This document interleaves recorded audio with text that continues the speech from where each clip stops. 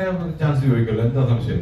Chance ചോദിക്കില്ല എന്ന് ഞാൻ ഒരിക്കലും പറഞ്ഞിട്ടില്ല. നമ്മള് ഒരു മടിയുള്ള ഒരാളാണെന്ന് ഞാൻ പറഞ്ഞിട്ടുള്ളൂ. അതെന്താന്ന് വെച്ച് കഴിഞ്ഞാല് നമ്മൾ ഒന്ന് രണ്ട് പേരോട് ചാൻസ് ചോദിച്ചപ്പോൾ ഒരു എക്സ്പീരിയൻസ് അതായതുകൊണ്ടാണ്. അത് വേറൊന്നും കൂടെ വിഷമിക്കുന്ന എക്സ്പീരിയൻസ് ആയതുകൊണ്ടല്ല.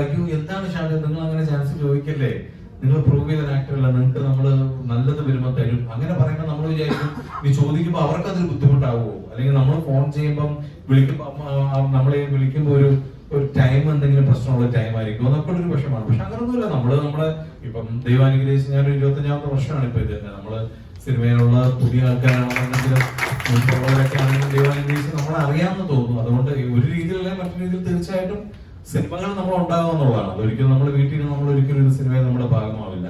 അതുകൊണ്ട് നമ്മൾ അവരോട് ചോദിച്ചുകൊണ്ടിരിക്കണം. അത് ചോദിക്കുന്നതിന്റെ ചിലപ്പോൾ രീതികൾ മാറും. അടുത്ത സിനിമയിൽ എനിക്ക് എന്തെങ്കിലും വേഷം ഉണ്ടെങ്കിൽ പറയണോ, അങ്ങനെ ആയിരിക്കില്ല. അടുത്ത നമ്മൾ ഉണ്ടാവില്ലേ, അപ്പൊ അങ്ങനെ ആയിരിക്കും ചോദിക്കാം. ഞാനോട് അടുത്ത പറഞ്ഞ ഞാൻ ഇല്ലെങ്കിൽ നിന്നെ കൊല്ലും ഞാൻ.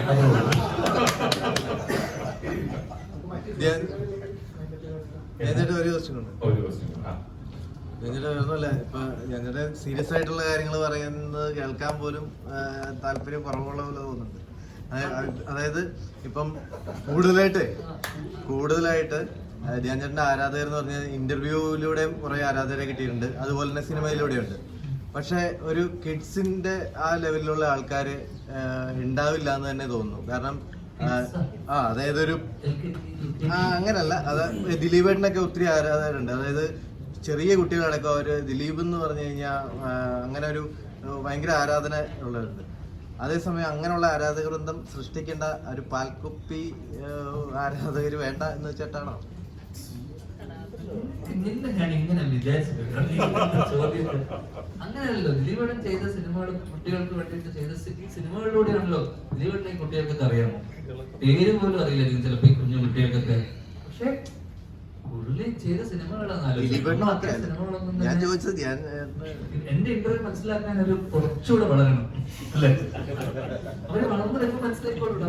അങ്ങനൊരു ആരാധന ഉണ്ടാക്കിയെടുക്കണ്ടേ, അങ്ങനെയുള്ള ആരാധന ഉണ്ടാക്കിയെടുക്കണ്ടേ, എന്നല്ലേ നിലനിൽപ്പുള്ളൂ. നിലനിന്നില്ലേ? ധ്യാൻ ചേട്ടാ, ഒരു ഈ വർഷങ്ങൾക്ക് ശേഷം റിലീസായി കഴിഞ്ഞപ്പോഴും ഇന്റർവ്യൂ കഴിഞ്ഞപ്പോഴും ട്രോളുകൾ പറയുന്നതും എല്ലാം തന്നെ അപ്രൂവ് ചെയ്തൊരു നടനാണ് ധ്യാൻ ചേട്ടൻ. ഈ സിനിമ കണ്ടു കഴിഞ്ഞപ്പോഴും ആ സിനിമയ്ക്ക് വേണ്ടി അത്രത്തോളം പ്രൊമോഷൻ ചെയ്തിട്ടും മറ്റു സിനിമകളെ ആവേശം പോലത്തെ സിനിമകളും ഹിറ്റാവുന്നുണ്ട്. അതിലും കൂടുതൽ ഹിറ്റാണ് നമ്മുടെ സിനിമ എന്ന് പറയുന്ന ഒരു പ്രചോദനം ഉണ്ടല്ലോ. ഒരു സിനിമയെ അത്രത്തോളം പ്രൊമോഷൻ ചെയ്തിട്ട് ഹിറ്റ് അടിക്കണം എന്നുള്ളൊരു വാശിയുണ്ടല്ലോ, ആ കോൺഫിഡൻസ്, അതെന്തുകൊണ്ടാണ്? അങ്ങനെയല്ല, ഒരു ഫെസ്റ്റിവൽ അല്ലേ. ഫെസ്റ്റിവൽ ആകുമ്പോൾ നമ്മള് ഫെസ്റ്റിവൽ ഒരു ക്ലാഷ് വരുന്ന സമയത്ത് ഇന്ന് നമ്മളിപ്പോ നിങ്ങളുടെ മുന്നിൽ തന്നെയല്ലേ ഞാൻ ഇതൊക്കെ പറഞ്ഞു പോയത്.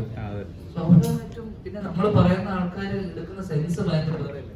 അവർ ഇപ്പൊ ചിത്തു അതിന് ശേഷം വന്നിട്ടുള്ള ഇന്റർവ്യൂല് പറഞ്ഞല്ലോ, ഞാൻ തമാശക്ക് പറഞ്ഞാണ്, നമ്മളൊക്കെ വെറുതെ ഒരു ആവേശം ഇറങ്ങുന്നതിന് മുന്നേ തന്നെ നമുക്കറിയാം ആവേശത്തിനെ കുറിച്ചും അതിന്റെ പിന്നണിയിൽ പ്രവർത്തിച്ച ആൾക്കാരൊക്കെ നമുക്ക് ന്യൂസ് കിട്ടും ഈ പടം എത്രത്തോളം നല്ലതാണ്. ഇപ്പൊ ഞാൻ അതിന്റെ ഇത് പറഞ്ഞുകൊണ്ടൊന്നും ആ സിനിമ ഒരിക്കലും, കാരണം ഫസ്റ്റ് ഷോ സെക്കൻഡ് ഷോ ഒക്കെ കഴിഞ്ഞ് പടം ഹിറ്റ് ആയിന്ന് ഇത് വന്നു, വേർഡിക്റ്റ് വന്നതിന് ശേഷമാണ് ഞാൻ രാത്രി പോയിട്ട് തമാശക്ക് മറ്റേ സാധനമൊക്കെ പറഞ്ഞത്. അത് അതിന് മുന്നേ തന്നെ ആവേശം വർഷാവേശത്തിന് മുകളിലാണെന്നുള്ളത് ഓൾറെഡി വന്നു അല്ലേ.